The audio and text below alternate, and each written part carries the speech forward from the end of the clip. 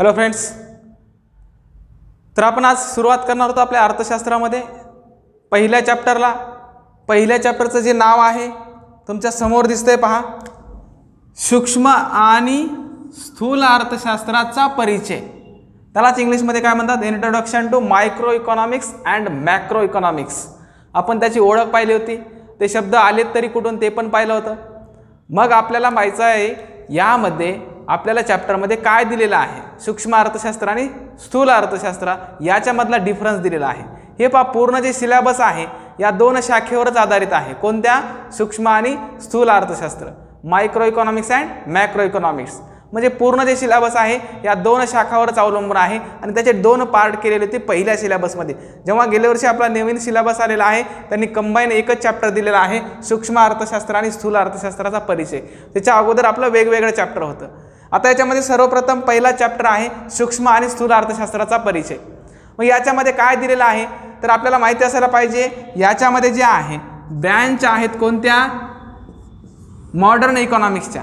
काल मी सांगितलं होतं पहा, सूक्ष्म अर्थशास्त्र आणि स्थूल अर्थशास्त्र, micro economic and macro economics, that is branches of modern economics. म्हणजे आधुनिक अर्थशास्त्राच्या या दोन शाखा आहेत तुम्हाला सांगितलं होतं। आणि त्या दोन शाखा ज्या आहेत हे सूक्ष्म मीन्स मायक्रो आणि हे मॅक्रो जे शब्द आहेत ते आलेत कुठून मी तुम्हाला सांगितलं होतं। याची कहाणी सांगितली होती। रॅग्नर फ्रिश जे आहेत नॉर्वेजियन अर्थतज्ञ जे आहेत, नॉर्वेजियन अर्थतज्ञ आहेत कोण? रॅग्नर फ्रिश। त्यांनी सर्वप्रथम या मायक्रो आणि मॅक्रो या शब्दांची जी संज्ञा आहे सर्वप्रथम वापर कधी केला होता? 1933 मध्ये। कोणी केला होता? रॅग्नर फ्रिश यांनी ओस्लो विद्यापीठामध्ये। कोणत्या विद्यापीठामध्ये? ओस्लो विद्यापीठामध्ये त्यांनी सर्वप्रथम या संज्ञांचा वापर केला होता। आणि रॅग्नर फ्रिशने जेव्हा या संज्ञांचा वापर केला तेव्हापासून याला मायक्रो इकॉनॉमिक अँड मॅक्रो इकॉनॉमिक्सला आपण पाहतोय, त्याला शब्द मिळालेला आहे। आणि तो शब्द जो आहे मायक्रोज, मायक्रो हा शब्द कुठून आलेला आहे? मायक्रोज या ग्रीक शब्दापासून आलेला आहे। कोणत्या? मायक्रोज या ग्रीक शब्दापासून आलेला आहे। आणि मॅक्रो जो आहे तो ग्रीक कोणता आहे? मॅक्रोज हा वर्ड आहे। ग्रीक वर्ड मॅक्रोज या शब्दापासून बघितलं तर कोणता आलेला आहे? मॅक्रो। मग मॅक्रोलाच काय म्हटलं जातं? स्थूल म्हटलं जातं। म्हणून या आधुनिक अर्थशास्त्राच्या दोन शाखा आहेत, सूक्ष्म अर्थशास्त्र आणि स्थूल अर्थशास्त्र। या का पडलेल्या आहेत? कारण सूक्ष्म अर्थशास्त्रामध्ये मी तुम्हाला सांगितलं होतं की वैयक्तिक घटकांचं असेल। उदाहरणामध्ये तुम्ही जर बघितलं असेल, कधी जर बाहेर फिरायला गेला असताल तर तुम्ही एखादं झाड बघितलं आहे, जंगलामध्ये फिरायला गेला असताल, एखाद्या झाडाचा जर अभ्यास करायचा असेल, उदाहरणामध्ये सांगतोय तुम्हाला, एक्झाम्पल ॲझ्युम करा, याच्यामध्ये आपण काय पाहतो? सूक्ष्म अर्थशास्त्र असेल म्हणजे काय? जंगलामधील एका झाडाचा जर अभ्यास करायचा असेल तर आपण सूक्ष्म अर्थशास्त्रामध्ये अभ्यास करतो। आणि जर जंगलामधील सर्व झाडांचा जर अभ्यास करायचा असेल तर आपण कशामध्ये करणार? मॅक्रो इकॉनॉमिक्समध्ये। कळाला डिफरन्स? म्हणजे काय? लहानात लहान जंगलामध्ये जर पाहिलं सर्व झाडे दिसतात, पण आपण एकाच झाडाचा अभ्यास केला सूक्ष्म अर्थशास्त्रामध्ये, आणि सर्व जंगलाचा जर अभ्यास केला तर मॅक्रो इकॉनॉमिक्समध्ये येतं, सर्व झाडांचा। अलग लक्षात? म्हणजे काय? आपण लहानात लहान घटक ज्याचा अभ्यास करतो ते सूक्ष्म अर्थशास्त्रामध्ये करतो, आणि जो मोठा घटक असतो ते स्थूल अर्थशास्त्रामध्ये अभ्यास करतो। हा आपल्याला डिफरन्स माहिती असला पाहिजे। इथपर्यंत जरी माहीत असलं, जेव्हा आपला सिलेबस संपत येईल तेव्हा तुम्हाला सूक्ष्म अर्थशास्त्र आणि समग्र अर्थशास्त्र जे आहे, स्थूल अर्थशास्त्र जे आहे, याचा डिफरन्स तुम्हाला सर्व काही कळेल। एकाच लेक्चरमध्ये कळेल असं होईल का? नाही, हळूहळू तुम्हाला जसं जसं लेक्चर आपलं होत जाईल त्यावेळेस तुम्हाला समजेल की सूक्ष्म अर्थशास्त्रामध्ये कशाचा अभ्यास करतात आणि स्थूल अर्थशास्त्रामध्ये कशाचा अभ्यास करतात। पण आता एवढं माहिती असू द्या तुम्हाला की या काय आहेत? आधुनिक अर्थशास्त्राच्या शाखा आहेत, ब्रांचेस ऑफ मॉडर्न इकॉनॉमिक। कोणत्या आहेत? Micro economics and macro economics. त्यालाच मराठीत काय म्हणतात? सूक्ष्म अर्थशास्त्र आणि स्थूल अर्थशास्त्र। या संज्ञांचा वापर कोणी केलेला? सर्वप्रथम रॅग्नर फ्रिश या अर्थतज्ञाने केलेला आहे। आणि सूक्ष्म अर्थशास्त्रामध्ये जर पाहिलं आपण, सूक्ष्म अर्थशास्त्र म्हटलं तर आपल्या डोळ्यासमोर लहान घटकच आला पाहिजे, आणि स्थूल अर्थशास्त्र म्हटलं तर मोठा घटक आला पाहिजे। वैयक्तिक घटक म्हणजे माझा वैयक्तिक घटक असेल, बरोबर आहे? माझा वैयक्तिक घटक असेल म्हणजे एखादी वस्तू असेल, माझं इन्कम असेल, त्याचा जर अभ्यास करायचा असेल तर मी कशामध्ये करताल? सूक्ष्म अर्थशास्त्रामध्ये। आणि सर्वांचा मिळून जर इन्कम असेल, काही वैयक्तिक घटकांचा जर आपण बघितलं सूक्ष्म अर्थशास्त्रामध्ये, आणि सर्वांचं जेव्हा इन्कम आपण काउंट करतो त्याला नॅशनल इन्कम म्हणतात, राष्ट्रीय उत्पन्न म्हणतात, त्याचा अभ्यास कशामध्ये करतो आपण? मॅक्रो इकॉनॉमिक्समध्ये। राष्ट्रीय उत्पन्न जे आहे आपल्याला चॅप्टर तेव्हा तुम्हाला कळेल की आपण त्याचा अभ्यास कसा करतो स्थूल अर्थशास्त्रामध्ये, आणि सूक्ष्म अर्थशास्त्रामध्ये कशाचा करतात ते आपण पाहणार आहोत व्याप्तीमध्ये। कशामध्ये? व्याप्तीमध्ये. म्हणजे याच्यामध्ये पाहिलं सूक्ष्म अर्थशास्त्राची जी व्याप्ती आहे ती कुठपर्यंत आहे, व्यापक कुठपर्यंत आहे ते पण आपण पाहणार आहोत. काय पाहणार आहोत? सूक्ष्म अर्थशास्त्राची व्याप्ती. पण हे माहिती असायला पाहिजे की या दोन शाखा ज्या आहेत कशाच्या आहेत? आधुनिक अर्थशास्त्राच्या शाखा आहेत. कोणत्या? सूक्ष्म अर्थशास्त्र आणि स्थूल अर्थशास्त्र. ठीक आहे, इथपर्यंत तुमच्या लक्षात आलं. आता आपण काही सूक्ष्म अर्थशास्त्राच्या व्याख्या पाहणार आहोत. सूक्ष्म अर्थशास्त्राच्या व्याख्या आपण 11वीला असताना तुम्ही पाहिल्या होत्या, बरोबर आहे. त्याच्यामध्ये काय सांगितलं होतं? वैयक्तिक घटक किंवा लहानात लहान घटकांचा अभ्यास करणारं शास्त्र म्हणजे कोणतं आहे? सूक्ष्म अर्थशास्त्र. Means micro economics. Individual study, individual units, this study in micro economics. म्हणजे काय? त्यांची जे अभ्यास आहे तो कशामध्ये केला जातो? सूक्ष्म अर्थशास्त्रामध्ये, मायक्रो इकॉनॉमिक्स. म्हणजे इंडिव्हिज्युअल युनिट्स असेल, ठीक आहे, इंडिव्हिज्युअल फर्म असेल. म्हणजे काय? वैयक्तिक कोणताही घटक असो, फर्मचा असो, एखादी वस्तू असेल, माझं उत्पन्न असेल, तर त्याचा अभ्यास कशामध्ये केला जाईल? सूक्ष्म अर्थशास्त्रामध्ये. मग आपण काय पाहणार आहोत? सूक्ष्म मीन्स मायक्रो इकॉनॉमिक्सचे आपण डेफिनेशन पाहणार आहोत. मायक्रो इकॉनॉमिक्स आपण सुरुवात करतोय मायक्रो इकॉनॉमिक्सला, म्हणजे सूक्ष्म अर्थशास्त्राला. कशाला सुरुवात करतोय? सूक्ष्म अर्थशास्त्र. हे पहा, आपण हळूवार जाणार आहोत, आपल्याला काही गडबड नाहीये. आपल्याला सूक्ष्म अर्थशास्त्र याची जर व्याख्या कळाली, ही जर कन्सेप्ट तुम्हाला कळाली, तर पुढचं जी व्याप्ती असेल, त्याची वैशिष्ट्ये असेल, ही त्याच्यावरच अवलंबून आहेत. वैशिष्ट्य म्हणजे काय? मी जे सांगतोय वैयक्तिक घटकांचा अभ्यास, हा त्याचा एक वैशिष्ट्यच आहे, म्हणून वैशिष्ट्य आपल्याला सोपे जाणार आहेत. परंतु आपल्याला कोणताही चॅप्टर सुरुवात करण्या अगोदर आपण जेव्हा सुरुवात करतो तेव्हा त्याची बेसिक इन्फॉर्मेशन माहिती असणं आवश्यक आहे. बेसिक इन्फॉर्मेशन म्हणजे काय? या चॅप्टरमध्ये आपल्याला काय पाहायचं आहे, या चॅप्टरमध्ये काय दिलेलं आहे, काय महत्त्वाचं आहे, आपल्याला काय अभ्यासायचं आहे, हे अगोदर आपल्याला माहिती असणं आवश्यक आहे. ठीक आहे, तर आपण काय करणार आहोत? याच्यामध्ये सूक्ष्म अर्थशास्त्र आणि स्थूल अर्थशास्त्राचा फक्त काय दिलेला आहे इथं पहा, परिचय. आपण परिचय करून देताना आपण सगळं काही व्यवस्थित सांगतो का? शॉर्टकटमध्ये परिचय सांगून देतो. माझं नाव आहे, मी ह्या गावचा आहे, माझं एक शिक्षण एवढं झालेलं आहे. पूर्ण आपण हिस्ट्री सांगतो का? नाही सांगत. फक्त परिचय म्हणजे काय, सूक्ष्म अर्थशास्त्र आणि स्थूल अर्थशास्त्र म्हणजे नेमकं काय, एवढंच आपल्याला पाहायचं पहिल्या चॅप्टरमध्ये. त्याच्या वैशिष्ट्ये काय असतील, त्याची व्याप्ती कुठपर्यंत असणार आहे, एवढंच पहिल्या चॅप्टरमध्ये दिलेलं आहे. मग आपला पूर्णतः इकॉनॉमिक्स जे आहे, इकॉनॉमिक्समधले आपले जेवढे सब्जेक्ट चॅप्टर्स आहेत, त्या चॅप्टर्सला आपण पूर्णतः सूक्ष्म अर्थशास्त्र आणि स्थूल अर्थशास्त्रामध्ये डिवाइड करतो. जसं की राष्ट्रीय उत्पन्न हा चॅप्टर आहे, तो कशामध्ये येईल? स्थूल अर्थशास्त्रामध्ये येईल. मागणीचा चॅप्टर असेल, सूक्ष्म अर्थशास्त्रामध्ये येईल. मागणी असेल, पुरवठा असेल. मी काल तुम्हाला सांगितलं होतं, वस्तूची जी किंमत असते ती मागणी आणि पुरवठ्यावरून ठरते, म्हणजे त्याचा अभ्यास कशामध्ये केला जातो? सूक्ष्म अर्थशास्त्रामध्ये. आणि स्थूल अर्थशास्त्रामध्ये एकूण आपलं जे इन्कम असतं, राष्ट्राचं उत्पन्न असतं, म्हणजे सर्व माणसांचं जेव्हा आपण पाहतो, उत्पन्न काउंट करतो, त्याचा अभ्यास कशामध्ये केला जातो? स्थूल अर्थशास्त्रामध्ये. ठीक आहे, तर आपण सुरुवात करूया सूक्ष्म अर्थशास्त्राला. सूक्ष्म अर्थशास्त्र मायक्रो इकॉनॉमिक्सला आपण सुरुवात करत आहोत. मायक्रो इकॉनॉमिक्समध्ये आपण काय पाहणार आहोत? त्याची डेफिनेशन पाहणार आहोत. याच्या अगोदर तुम्ही 11वीला असताना सुद्धा पाहिलेली आहे. मग 11वीला असताना तुम्ही व्याख्या पाहिलेली, ती लक्षात आहे की नाही माहिती नाही. मग आता आपण एक नवीन अर्थतज्ञांची जी व्याख्या आहे ती पाहणार आहोत. कोणाची? मॉरिस डॉब. कोण आहेत? मॉरिस डॉब यांची व्याख्या पाहणार आहोत. यांच्या व्याख्यामध्ये काय दिलेलं आहे, यांच्या व्याख्यामध्ये काय दिलेलं हे माहिती असायला पाहिजे. म्हणजे अर्थव्यवस्था जी आहे, अर्थव्यवस्थेमध्ये सूक्ष्म घटक असतात, मायक्रो घटक असतात, त्या घटकांचा अभ्यास आपण याच्यामध्ये करतो. मग ते अभ्यास कोणता आहे, ते कोणता आहेत आपल्याला माहिती असायला पाहिजे. म्हणजे काय आहे, सूक्ष्म म्हणलं की मायक्रो मीन्स लहान.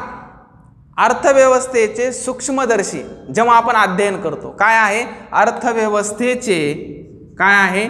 अर्थव्यवस्थेचे सूक्ष्मदर्शी अध्ययन. काय आहे? सूक्ष्मदर्शी अध्ययन. आता लक्षात येते तुमच्या, सूक्ष्मदर्शी अध्ययन म्हणजे काय? Micro study. मायक्रो स्टडी म्हणजे काय? आपण पाहतो, मायक्रो म्हटल्यानंतर लहान घटक पाहतो. म्हणजे आपण एखादी पेशी असेल, सेल असेल, पहा आपल्या शरीरामध्ये सेल असतात. पहा, सेल म्हणजे काय? पेशी. त्या पेशी जर पाहायच्या असेल तर आपण सूक्ष्मदर्शकाद्वारे पाहतो. म्हणजे एकदम बारीक घटक असतो पहा, आणि त्याचा जो अभ्यास करतो आपण, तसाच प्रकारचा काही घटक असतात, त्याचा अभ्यास आपण सूक्ष्म अर्थशास्त्रामध्ये करतो. मग त्याला काय म्हणता येईल? अर्थव्यवस्थेचे सूक्ष्मदर्शी अध्ययन म्हणजे काय? सूक्ष्म अर्थशास्त्र. हे कोणी व्याख्या केलेली आहे? मॉरिस डॉब यांनी. कोणत्या अर्थतज्ञांनी? मॉरिस डॉब. अर्थव्यवस्थेचे सूक्ष्मदर्शी अध्ययन म्हणजे सूक्ष्म अर्थशास्त्र होय. येते का लक्षात तुमच्या? सूक्ष्म अर्थशास्त्राची व्याख्या काय केलेली आहे पहा. तुम्ही पण व्याख्या तयार करू शकता. सूक्ष्म अर्थशास्त्र म्हणजे काय? ज्या शास्त्रामध्ये वैयक्तिक घटकांचा, वैयक्तिक फर्मचा असेल, बरोबर आहे, वैयक्तिक मागणीचा असेल, वैयक्तिक पुरवठ्याचा असेल, या सर्वांचा जेव्हा त्या शास्त्रामध्ये अभ्यास केला जातो. म्हणजे वैयक्तिक घटक कोणता आहे? माझं उत्पन्न असेल, बरोबर आहे, माझ्या एखाद्या वस्तूची मागणी असेल, माझ्या वस्तूची एखाद्या पुरवठ्याची मागणी असेल, तेव्हा आपण कशाचा अभ्यास करतो? कशामध्ये? सूक्ष्म अर्थशास्त्रामध्ये. म्हणजे अर्थव्यवस्थेचे सूक्ष्मदर्शी, लक्षात असू द्या, सूक्ष्मदर्शी म्हणजे की लहान घटक लक्षात असायला पाहिजे. एवढा डिफरन्स तुम्ही या चॅप्टरमध्ये लक्षात ठेवला तर समोर तुमच्या लक्षात येणार आहे बाकीचे चॅप्टर्स. म्हणजे सूक्ष्म म्हणलं की लहान, स्थूल म्हणलं की मोठा, एवढं लक्षात असू द्या. काय आहे? अर्थव्यवस्थेचे सूक्ष्मदर्शी अध्ययन म्हणजे काय? सूक्ष्म अर्थशास्त्र आहे किंवा सूक्ष्म अर्थशास्त्र होय. हे सूक्ष्म अर्थशास्त्राची व्याख्येमध्ये सांगतं. कोणी सांगितलेलं आहे? मॉरिस डॉब यांनी. मॉरिस डॉब यांनी कोणती व्याख्या केलेली आहे? अर्थव्यवस्थेचे सूक्ष्मदर्शी अध्ययन म्हणजे काय? सूक्ष्म अर्थशास्त्र आहे किंवा सूक्ष्म अर्थशास्त्र होय. आलं का लक्षात? सूक्ष्म अर्थशास्त्र होय म्हणजे तुमच्या लक्षात यायला पाहिजे आपल्याला जे अभ्यास करायचा आहे लहान घटकांचा, ते अभ्यास कशामध्ये करणार आहोत? मायक्रो इकॉनॉमिक्स म्हणजे सूक्ष्म अर्थशास्त्र. आलं लक्षात तुमच्या? हे आपण पाहिलं सूक्ष्म अर्थशास्त्राची व्याख्या. 11वीला तुम्ही 2-3 अर्थतज्ञांच्या व्याख्या सुद्धा पाहिलेल्या होत्या सूक्ष्म अर्थशास्त्राच्या. मग आता आपण पाहणार आहोत सूक्ष्म अर्थशास्त्राची व्याप्ती कुठपर्यंत आहे, सूक्ष्म अर्थशास्त्र कुठपर्यंत अभ्यास करू शकतं. मग त्याच्यामधला आपण पहिला घटक जे घेणार आहोत, सूक्ष्म अर्थशास्त्राचा जो अभ्यास करतात त्याचा अभ्यास म्हणजे व्याप्ती कुठपर्यंत आहे. त्याचा पहिला जो घटक आहे तो पहिला घटक आहे किंमत जी आहे. काय आहे? किंमत. उदाहरणार्थ वस्तूची किंमत आहे. वस्तूच्या, आता पहा इकडं, सूक्ष्म अर्थशास्त्र, सूक्ष्म अर्थशास्त्राची व्याप्ती हे महत्त्वाचं आहे. सूक्ष्म अर्थशास्त्राची व्याप्ती म्हणजे मायक्रो इकॉनॉमिक्स कुठपर्यंत गेलेला आहे, कुठपर्यंत अभ्यास केलेला आहे, कशाचा अभ्यास करतात हे पाहायचं आहे. हे महत्त्वाचं आहे. सूक्ष्म अर्थशास्त्राची व्याप्ती, याच्यावर सुद्धा प्रश्न येतो. आपल्याला प्रश्न येतो सूक्ष्म अर्थशास्त्राची व्याप्ती, मग त्याच्यामध्ये आपल्याला घटक माहिती असायला पाहिजे. मग याच्यामध्ये पहिलाच घटक आहे वस्तूच्या किंमत निश्चितेचे सिद्धांत. वस्तूच्या किंमत निश्चितेचे सिद्धांत म्हणजे याच्यामध्ये काय लक्षात ठेवायचे? वस्तूच्या किंमत निश्चितेचे सिद्धांत म्हणजे काय? वस्तूची जी किंमत आहे, वस्तूची किंमत कशावरून ठरते, वस्तूची किंमत कशावरून कमी होते, वस्तूची किंमत कशावरून वाढते, हे आपल्याला कधी पाहायचंय? सूक्ष्म अर्थशास्त्रामध्ये त्याचा अभ्यास केला जातो. म्हणजे इथं काय दिलेलं? वस्तूच्या किंमत निश्चितीचे सिद्धांत. म्हणजे वस्तूची किंमत जी असते ती कशावरून ठरते बरं? मागणी आणि पुरवठा. मागणी व पुरवठा यावरून काय ठरत असते? त्याची किंमत ठरत असते. कशाची? वस्तूची किंमत असते. वस्तूची मागणी असेल आणि वस्तूचा पुरवठा असेल, याच्यावरून काय ठरते? वस्तूची किंमत. मग वस्तूची किंमत निश्चितीचा सिद्धांत जो आहे तो कशामध्ये आहे? सूक्ष्म अर्थशास्त्रामध्ये, मायक्रो इकॉनॉमिक्समध्ये आहे. येते का लक्षात? म्हणजे आपण काय पाहणार आहोत? मागणी व पुरवठ्यावरून वस्तूची किंमत कशी ठरते. मग उदाहरणार्थ तुम्हाला सांगतो आहे, मार्केटमध्ये गेलात तुम्ही, मार्केटमध्ये गेल्यानंतर वस्तूची जी मागणी आहे, वस्तूची मागणी, आता उदाहरणामध्ये वस्तूची मागणी काय झाली? वाढली आहे. वस्तूची मागणी वाढली, मग त्या वस्तूचा जर पुरवठा असेल कमी, वस्तूची मागणी काय झाली? वाढली आहे. आणि वस्तूचा पुरवठा जो आहे, वस्तूचा पुरवठा कमी झाला, वस्तूचा पुरवठा कमी झाला. उदाहरणामध्ये मार्केटमध्ये तुम्ही मोबाईलचं उदाहरण घ्या. मोबाईल एखादा ब्रँडेड असतो पहा आणि त्याचा वस्तूची मागणी कशी वाढते? मोबाईल चांगला आहे, मित्र काय म्हणतो? तो मोबाईल घे, तो मोबाईल चांगला आहे. पण काय होत असतं? त्या मोबाईलची मागणी वाढत जाते. कारण त्याचा आपण पाहिलं त्या मोबाईलची किंमत किती असो, पण आपण सांगतो की ती मोबाईल चांगला आहे म्हणून त्या मोबाईलची काय होत राहते? मागणी वाढते. पण काही कारणास्तव त्या मोबाईलचा जर पुरवठा कमी झालेला असेल तर त्याची किंमत कमी होण्याच्या ऐवजी किंमत वाढत जाते का? वाढत जाते. म्हणून मला सांगायचं आहे वस्तूची जी किंमत आहे, काय आहे? वस्तूची किंमत, वस्तूची किंमत ती कशावर ठरते? मागणी आणि पुरवठा. म्हणजे वस्तूची मागणी किती आहे त्या वस्तूचा असणारा पुरवठा किती आहे, वस्तूची मागणी जर जास्त झाली आणि वस्तूचा पुरवठा जर कमी असेल तर ऑटोमॅटिकली त्या वस्तूची ही किंमत काय होणार आहे, वाढणार आहे. आणि एखाद्या वस्तूची मागणी कमी असेल आणि वस्तूचा पुरवठा जर जास्त असेल तर ऑटोमॅटिकली ती वस्तूची किंमत काय होणार आहे, कमीच होणार आहे. म्हणून आपल्याला सांगायचं आहे वस्तूची किंमत डिपेंड कशावर करते, वस्तूची मागणी आणि वस्तूचा पुरवठा. हा जो सिद्धांत आहे हा सिद्धांत आपल्याला पाहायचा आहे चॅप्टरमध्ये. जेव्हा मागणी असेल, मागणीचे विश्लेषण चॅप्टर येतं पहा, पुरवठ्याचं स्पेशल चॅप्टर आहे, त्याच्यामध्ये आपल्याला सिद्धांत पाहायचे आहे. पण शॉर्टकट तुम्हाला माहिती असायला पाहिजे, सूक्ष्म अर्थशास्त्रामध्ये जी व्याप्ती आपल्याला पहिलाच घटक दाखवलेला आहे वस्तूची किंमत निश्चितेचे सिद्धांत, म्हणजे याचा अभ्यास कशामध्ये केला असेल, सूक्ष्म अर्थशास्त्रामध्ये. टॉपिक कळाला तुम्हाला. सूक्ष्म अर्थशास्त्रामध्ये म्हटलं की आपण वैयक्तिक घटक असेल वस्तूची किंमत. मी मार्केटमध्ये गेलो, काय विचारणार सुरुवातीला, त्या वस्तूची किंमत किती आहे, बरोबर आहे, तरच मी खरेदी करणार. मग वस्तूची किंमत आपल्याला माहिती असायला पाहिजे. वस्तूची किंमत ठरते तरी कशावरून, मग वस्तूची किंमत ठरते वस्तूची मागणी व वस्तूचा पुरवठा. मग याचा जो अभ्यास आहे तो कशामध्ये करायचा आहे, सूक्ष्म अर्थशास्त्रामध्ये करायचा. हे आपण पहिला घटक पाहिला सूक्ष्म अर्थशास्त्राच्या व्याप्तीमध्ये. आलं लक्षात. आता परत एकदा रिकवर करून देतो, म्हणजे परत आपल्याला रिकवर करण्याची गरज पडली नाही पाहिजे आणि आपण सुरळीत जे लेक्चर आहे ते आपल्या इथून पुढे कंटिन्यू व्हायला पाहिजे. मग आपण सर्वप्रथम पाहिलं होतं अर्थशास्त्राला सुरुवात करण्या अगोदर आपण 11वीला बेसिक इन्फॉर्मेशन पाहिली होती सूक्ष्म अर्थशास्त्र आणि समग्र अर्थशास्त्राची. त्याच्यामध्ये आपण काही अर्थतज्ञांच्या व्याख्या पाहिल्या होत्या आणि त्याच्या अगोदर मी तुम्हाला सर्वप्रथम सांगितलं होतं अर्थशास्त्राचे जनक, जे की कॉमर्स असेल, कला शाखा असेल, अर्थशास्त्र जो विषय आहे ज्या विद्यार्थ्याला आहे त्यानं कधीच विसरलं नाही पाहिजे की अर्थतज्ञ जे आहेत अर्थशास्त्राचे जनक, फादर ऑफ इकॉनॉमिक, म्हणजे काय, अर्थशास्त्राचे जे जनक आहेत त्याचं नाव माहिती असायला पाहिजे. जर तुम्हाला माहिती नसेल तर तुमचं इकॉनॉमिक्स पूर्ण जे आहे तुम्ही पाहताल, पण तुम्हाला कोणी जर विचारलं की अर्थशास्त्राचे जनक कोण आहेत तर माहिती असायला पाहिजे. कोण होते, ॲडम स्मिथ. तुम्हाला 2 वेळेस सांगितलेलं आहे, परत मी रिकवर करतोय, यानंतर करणार नाही. आलं लक्षात. आता काय आहे, अर्थशास्त्राचे आपण जनक पाहिले ॲडम स्मिथ. त्यानंतर आपण सुरुवात केली ती आपल्या 12वीमध्ये पहिल्या चॅप्टरला सूक्ष्म आणि स्थूल अर्थशास्त्र.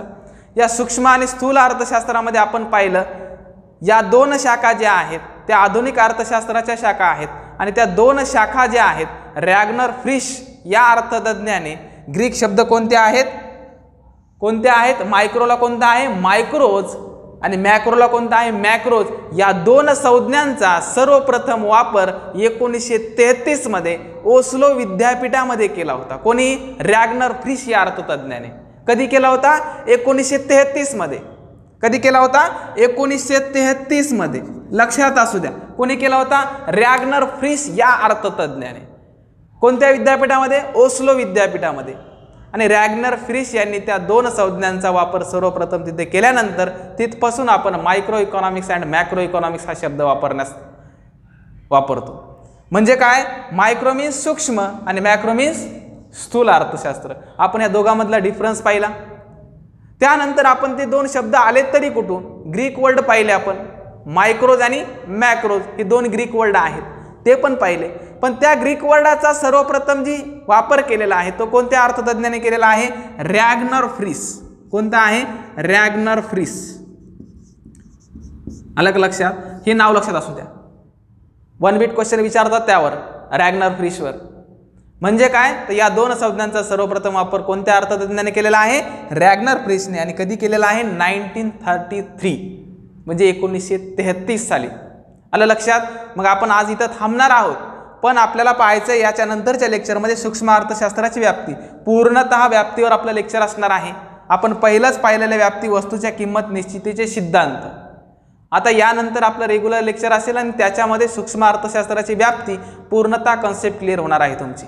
तर पहिला आपण पॉईंट घेतला होता वस्तूच्या किंमत निश्चितेचे सिद्धांत.